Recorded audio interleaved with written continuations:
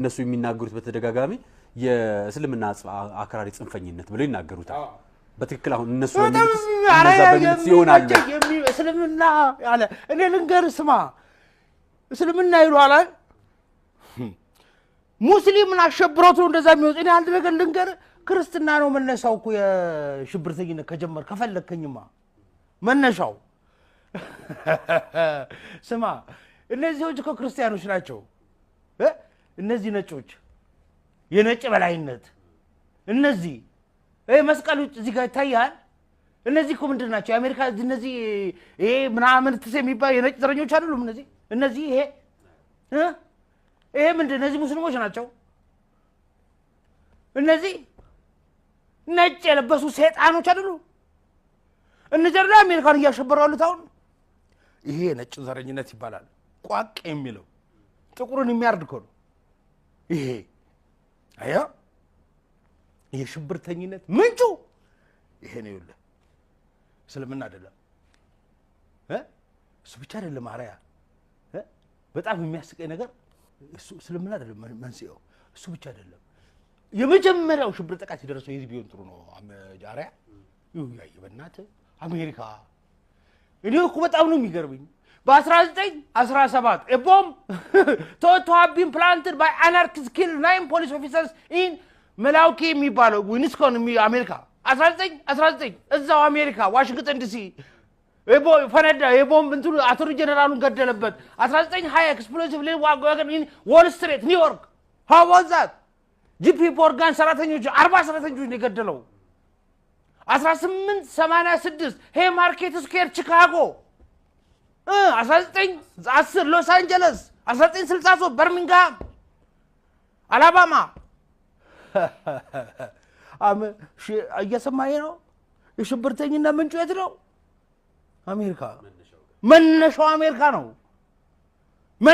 አሜሪካ ነው የሽብርተኝነት ምንጩ የነጭ ዘረኝነት ነው የነጭ ዘረኝነት ዋይት ሱፕሪማሲ ሁለተኛ የነጭ ሽብርተኝነት እዚህ ጋር the word terrorism comes from ስማይ በእናት አሪያ ነው ስሞትልሽ the word terrorism comes from the French Revolution and the reign of terror when the terror was used as an instrument state policy ላይ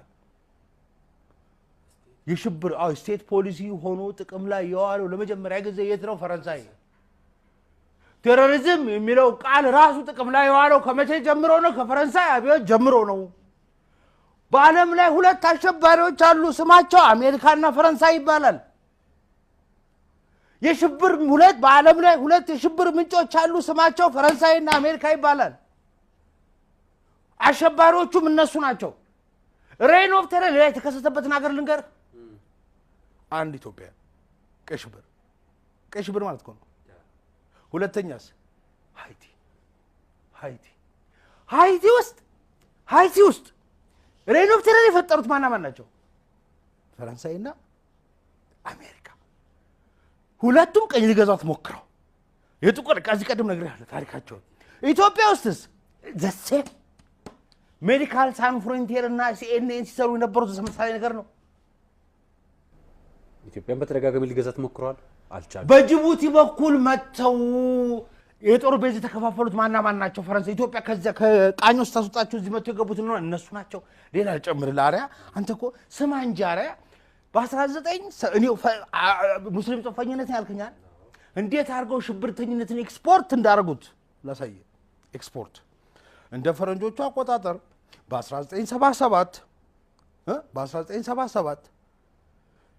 በምዕራብ አውሮፓ ከነበሩት የሽብር ጥቃቶች በምዕራብ አውሮፓ የደረሰው 58% ነው ምዕራብ አውሮፓ ሰምተኝ 58 በአለም ላይ ከደረሱት የሽብር ጥቃቶች ውስጥ 58% በምዕራብ አውሮፓ ነበር ማቼ 1977 በዛኑ አመት ኖርዝ አሜሪካ 9% ነበር በዛኑ አመት በአፍሪካ 2.2% ነበር በዛኑ አመት በመካከለኛው ምስራቅ 16% ነበር 77 1988 ይሄ እንዳታጠቅሚ ነው ማውራለ 88 ላይ ደረሰ መሰለ በምዕራብ አውሮፓ ከ10 አመት በኋላ ማለት ከ58% ወደ 13% ቀነሰ አዎ በአሜሪካ ከ9% ወደ 0.1% ቀነሰ።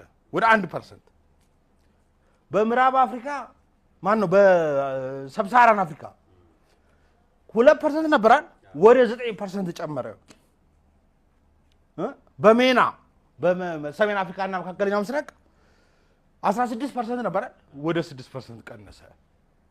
ኦኬ ግባልኝ 2014 ላይ ነው አለኝ። አሁን ባለፈው 14 ላይ 1977 ላይ በምዕራብ አውሮፓ ይደርስ የነበረው ሽብር ጥቃት አደጋ ስንት ነበር ብያለሁ? 58% ነበራል። 2014 ላይ 1% ሆነ 1.2%። ኖርዝ አሜሪካ 9% ነበር ብያለሁ አይደል? 0.2% ደረሰ። በአፍሪካ ስንት ነበር? 2% ነበር ብያለሁ አይደል? ወደ 13.7% ከፍ አለ። በዓለም ከሚነሱ ሽብር ጥቃት 13%ቱ አፍሪካ ይደርስ ጀመረ ማለት ነው። ይሄን ያየህ ልጅ ዳታው በዛው። ከዛስ መካከለኛው ምስራቅ 16 ነበር ብያለሁ 41% ሆነ። እድገት ኤክስፖርት ያደረጉት ወደኛ ኤክስፖርት ያደረጉት ወደ እንዴት አድርገው መሰለ የፈረንሳይና የአሜሪካ መንግስታት ይገባሉ፣ ጣልቃ ይገቡና ሂዩሚሌት ያደርጉና ህይወትን ያመሰቃቅሉባል። ከዛ እንደኔ ያለው ሰው እኮ እንደኔ ጤነኛ ብለህ የምትለው ሰውዬ ጤነኛ ነኝ እንደኔ ራሴ እግዚአብሔር ነው የሚያውቀው። ግን እንደኔ ያለው ሰው አገሩን የሚወድ ህዝቡን የሚወድ ሰው አይቶ መሸከም ያቃተው ሰው ነጮቹ በሚያደርሱበት በደልና ግፍ ተማሮ ህይወት ውርደት በስቶበት ህይወት አስቀያሚ ሲሆንበት የመጨረሻውን እድል እጁ ላይ ያለው የመጨረሻው እድል ምን እንደው ታውቃለህ? ራሱን ማፈንዳት ይሆናል ማለት ነው። ራስን ታፈነዳለህ።